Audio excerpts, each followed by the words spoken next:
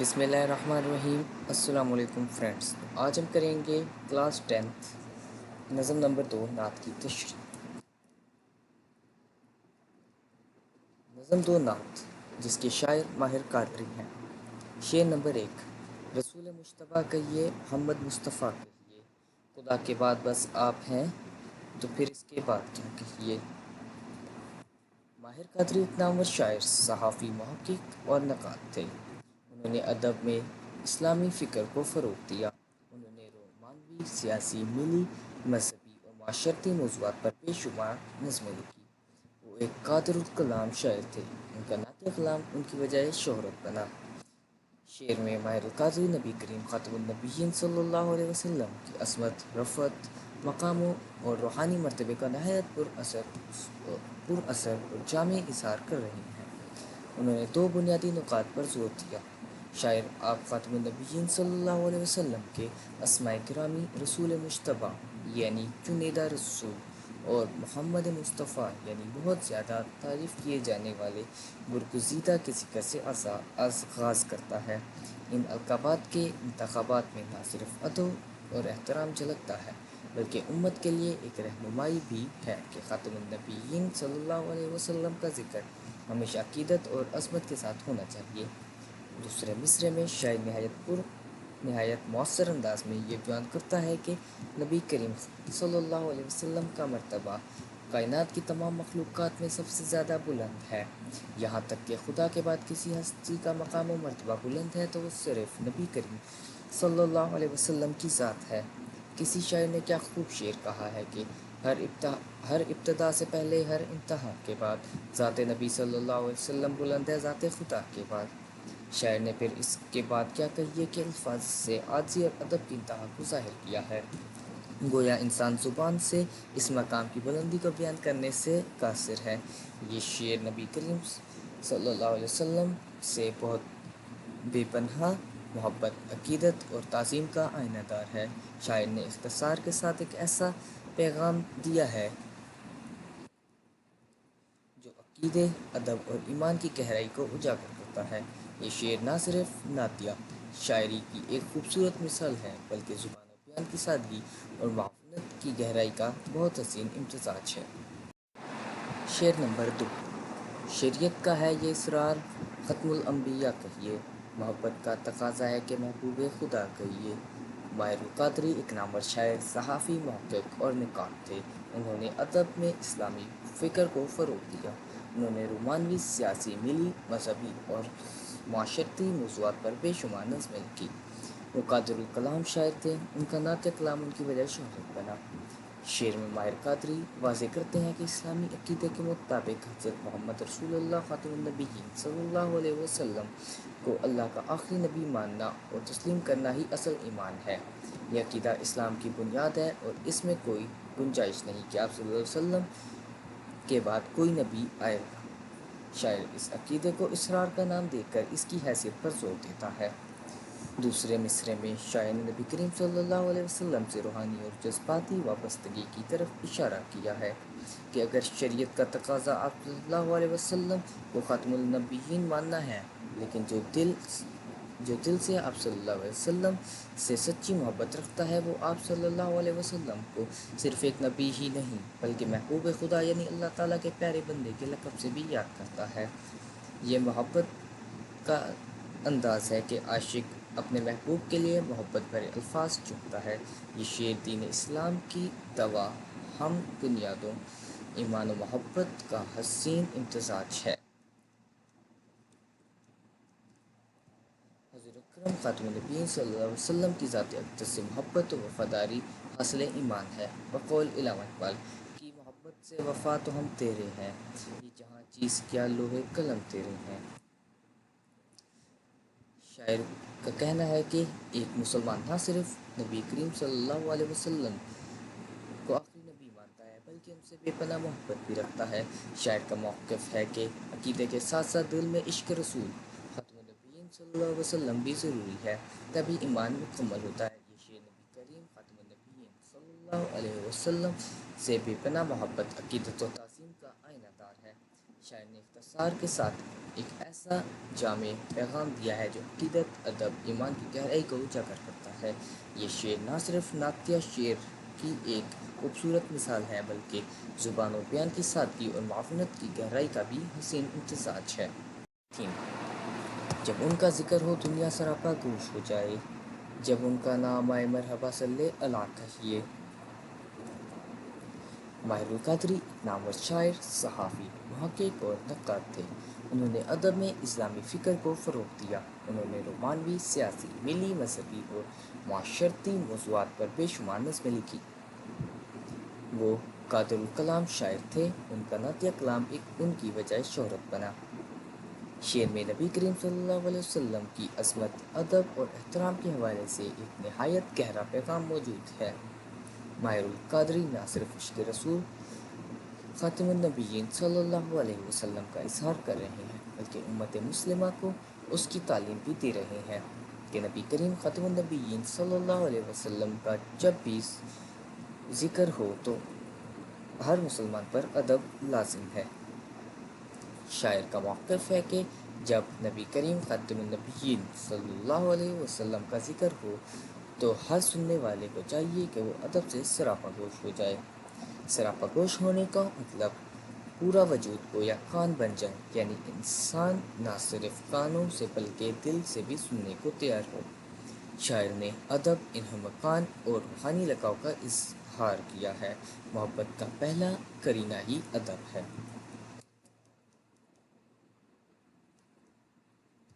جیسے کہ بقول علامہ اقبال، خاموش ہے دل بھری محفل میں چلانا نہیں، اچھا ادب پہلا قرینہ ہے محبت کے قرینوں میں۔ مسلمانوں کے لیے یہ ایک تلقین ہے کہ نبی کریم صلی اللہ علیہ وسلم کا ذکر عام باتوں کی طرح نہیں بلکہ ادب اور احترام کے ساتھ سننا چاہیے۔ شاعر ماہر القادری ایک سچے مومن کا جذبہ عقیدت اور محبت بیان کرتے ہوئے کہتے ہیں کہ جب بھی حضور اکرم خاتم النبیین صلی اللہ علیہ وسلم کا نام مبارک سنا جائے تو مرحبا یعنی خوش آمدید، خوشی کا اظہار کہنا چاہیے اور درود پڑھنا چاہیے۔ ارشاد باری تعالیٰ ہے کہ ترجمہ، بے شک اللہ اور اس کے فرشتے نبی کریم صلی اللہ علیہ وسلم پر درود بھیجتے ہیں۔ اے ایمان والو، تم بھی آپ صلی اللہ علیہ وسلم پر درود بھیجا کرو۔ یہ قلب نبوی صلی اللہ علیہ وسلم کا اہم تقاضا ہے۔ درود پاک پڑھنا محبت، عقیدت اور روحانی وابستگی کی علامت ہے۔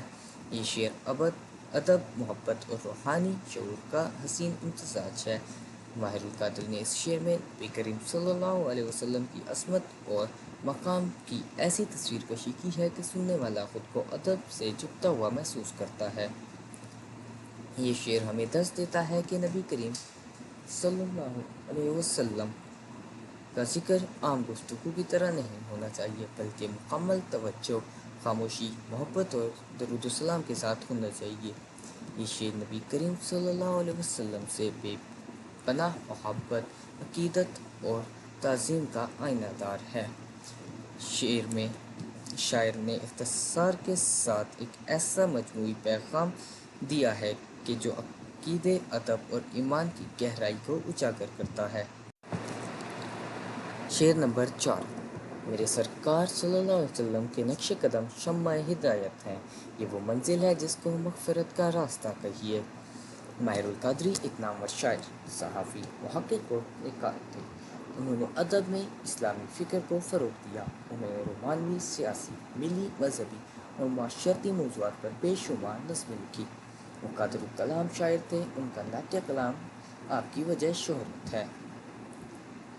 شعر میں ماہر القادری نبی کریم صلی اللہ علیہ وسلم کی سیرت طیبہ کو ہدایت کا روشن مینار قرار دیتے ہوئے کہتے ہیں کہ نبی کریم صلی اللہ علیہ وسلم کے نقش قدم یعنی آپ صلی اللہ علیہ وسلم کی تعلیمات، سنت اور طرز زندگی انسانیت کے لیے روشنی کا چراغ ہیں۔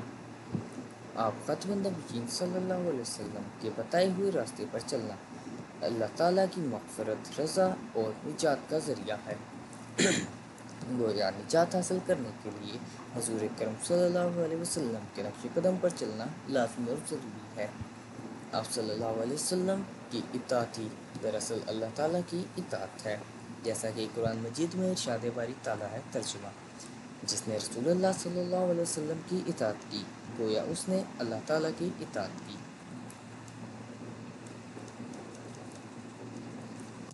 مغفرت کے راستے کی منزل حضور اکرم صلی اللہ علیہ وسلم کے نقش قدم پر چل کر ہی حاصل ہو سکتی ہے۔ شاعر کا موقف ہے کہ سرور کائنات خاتم النبیین صلی اللہ علیہ وسلم کی اطاعت بندی کے لیے ہدایت، فلاح اور کامیابی کا کامل ذریعہ ہے۔ ترجمہ: اور اللہ اور رسول کی اطاعت کرو تاکہ جنت میں داخل ہو سکو جس میں نہریں بہتی ہیں۔ دنیا اور آخرت میں فلاح کا واحد ذریعہ شمع ہدایت ان کو بتایا گیا ہے۔ شاعر کا انداز سے بیان سادہ مگر مؤثر اور عقیدت سے بھرا ہے۔ شاعر نے نبی کریم صلی اللہ علیہ وسلم کے نقش قدم کو شمع ہدایت کہہ کر سیرت طیبہ کی فضیلت کو اجاگر کیا ہے۔ شاعر نے دوسرے مصرعے میں منزل لفظ کی رعایت سے راستے کا لفظ استعمال کیا ہے۔ ہدایت کے سفر کو علامتی انداز میں پیش کیا ہے۔ شاعر نے استعارے کا خوبصورت استعمال کیا ہے۔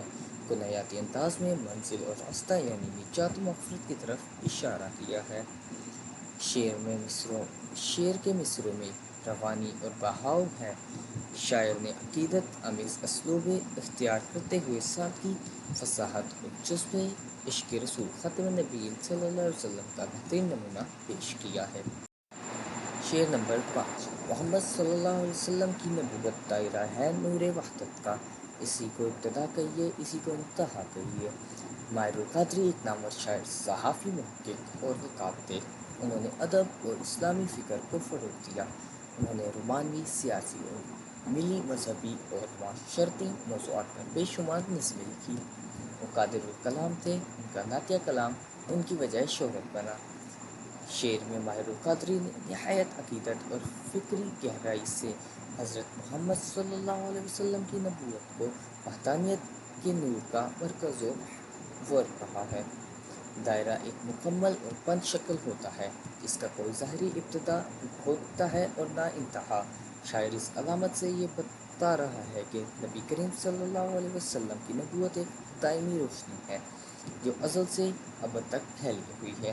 تمام انبیاء کرام کی نبوت اور رسالت کا اصل، مرکزی کمال اور تکمیل حضور اکرم صلی اللہ علیہ وسلم کی ذات اقدس میں ہے۔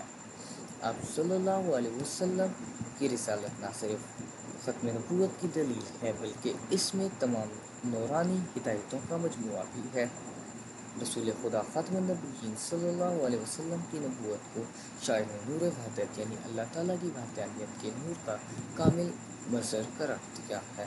نبوت کا اصل مقصد اللہ تعالیٰ کی توحید کو ظاہر کرنا ہے اور رسول اکرم خاتم النبیین صلی اللہ علیہ وسلم اس مقصد کا کامل مظہر ہیں۔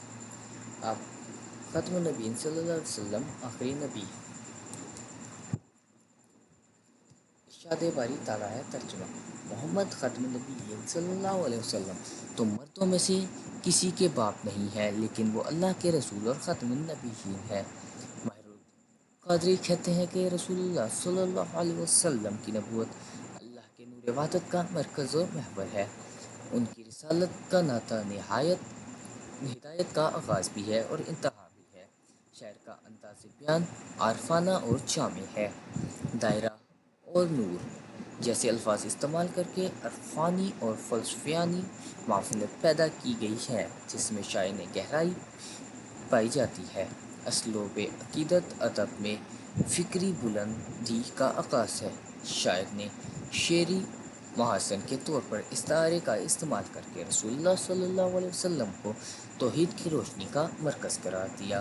صنعت تضاد یعنی ابتدا اور انتہا کا استعمال کر کے ہر لحاظ سے جامع و اکمل ذریعہ ہدایت قرار دیا ہے۔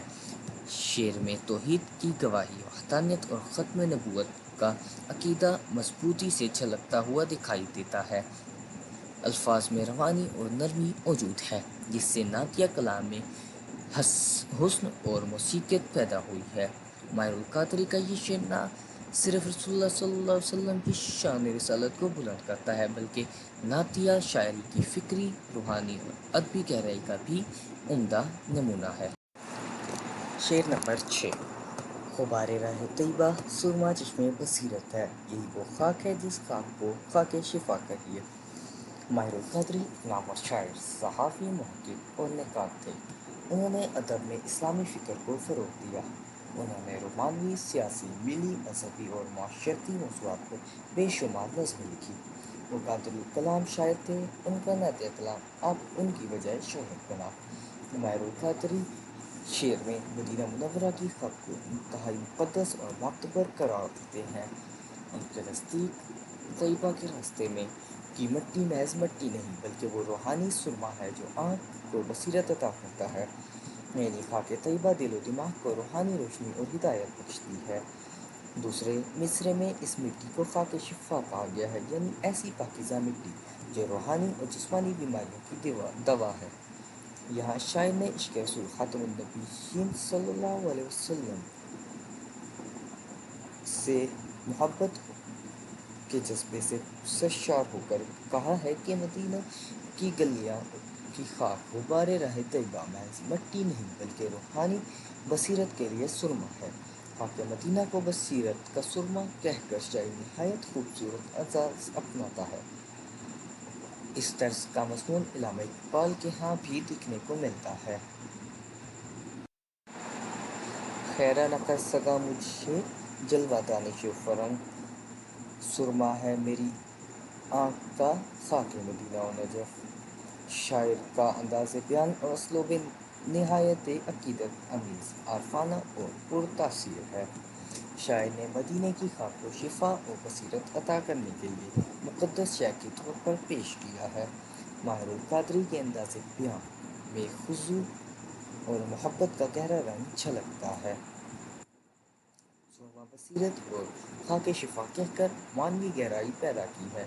استعارے کے طور پر خاک کو شفا اور نور بصیرت سے جوڑ کر روحانی عظمت کو ظاہر کیا ہے۔ عقیدت مندانہ لہجے سے نعتیہ شعر کے عین مطابق لکھا گیا ہے۔ ان کا یہ شعر موسیقیت اور روحانی کی ہم آہنگی کے باعث بلند آہنگ کا حامل ہے۔ یہ شعر اس شہر کی عظمت کو بیان کرتا ہے جس کی خاک جواہر سے بڑھ کر محسوس ہوتی ہے اور جسے دل و روح کی شفا کا ذریعہ مانا گیا۔ شاعر کا انداز بیان انتہائی پرتاثیر ہے۔ شعر نمبر 7۔ مدینہ یاد آتا ہے تو پھر آنسو نہیں رکتے، میری آنکھوں کو ماہر چشمہ آب بقا کہیے۔ ماہر القدری ایک نامور شاعر، صحافی، محقق اور نقاد تھے۔ انہوں نے ادب میں اسلامی فکر کو فروغ دیا۔ انہوں نے رومانوی، سیاسی، ملی، مذہبی اور معاشرتی موضوعات پر بے شمار نظمیں لکھی۔ وہ قادر الکلام شاعر تھے۔ ان کا نعتیہ کلام ان کی بجائے شہرت بنا۔ ماہر القدری نے بھی مدینہ منورہ سے اپنا والہانہ عشق اور روحانی تعلق کا اظہار کرتے ہوئے کہتے ہیں کہ جب مدینے کی یاد آتی ہے تو آنکھوں سے اشک خود بخود جاری ہو جاتی ہیں، اور ان آنکھوں سے بہنے والے آنسو محض جذبات کا اظہار نہیں ہوتے بلکہ روحانی زندگی اور بقا کا ذریعہ بھی ہیں۔ شاعر نے اپنی آنکھوں کو چشمہ آب بقا یعنی ایسا چشمہ قرار دیا ہے جو جاودانہ زندگی کی علامت ہے۔ ان آنسوؤں میں عشق رسول خاتم النبیین، احترام مدینہ اور روحانی تڑپ موجود ہے جو دل کو پاکیزگی، سکون اور نجات عطا کرتی ہے۔ محبت سچی ہو تو آنسوؤں کی صورت میں ظاہر ہوتی ہے۔ بقول شاعر، جب لب پہ آتا ہے نام مدینے کا، دل بے اختیار رو پڑتا ہے۔ شاعر نے آنکھوں کے لیے استعارے کے طور پر چشمہ آب بقا کا استعارہ استعمال کیا ہے، جس سے مراد ایسا پانی کا چشمہ ہے جسے پی کر انسان ہمیشہ کی زندگی حاصل کر سکتا ہے۔ مجازی معنی میں شاعر کی مراد ہے کہ اگر دل میں عشق رسول خاتم النبیین ہو اور اس کی یاد میں آنسو بہہ جائیں تو یہی آنسو انسان کی بقا اور دنیا و آخرت میں سرخرو ہونے کا باعث بنتے ہیں۔ اس شعر میں شاعر کی مدینہ سے جذباتی وابستگی کا عنصر نمایاں ہے۔ ماہر القدری نے عقیدت اسلوب اختیار کرتے ہوئے شائستہ زبان کا استعمال کیا ہے۔ یہ شعر محبت رسول خاتم النبیین سے لبریز ہے۔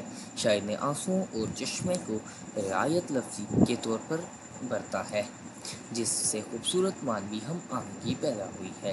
یہ شعر ماہر القدری کے عشق رسول خاتم النبیین صلی اللہ علیہ وسلم، عقیدت مدینہ اور روحانی شعور کا بھرپور نمونہ ہے جو قاری سے دل میں احترام، محبت اور وحدانی کیفیت کو پیدا کرتا ہے۔ تو فرینڈز، آخر میں آپ سے یہ ایک بات کہنا چاہوں گا کہ چینل کو سبسکرائب کرنا نہ بھولیے گا، کیونکہ چینل میرا نہیں آپ سب کا ہے اور آپ کے سپورٹ سے ہی یہ گرو کرے گا۔ تو سبسکرائب کیجیے۔ اللہ حافظ۔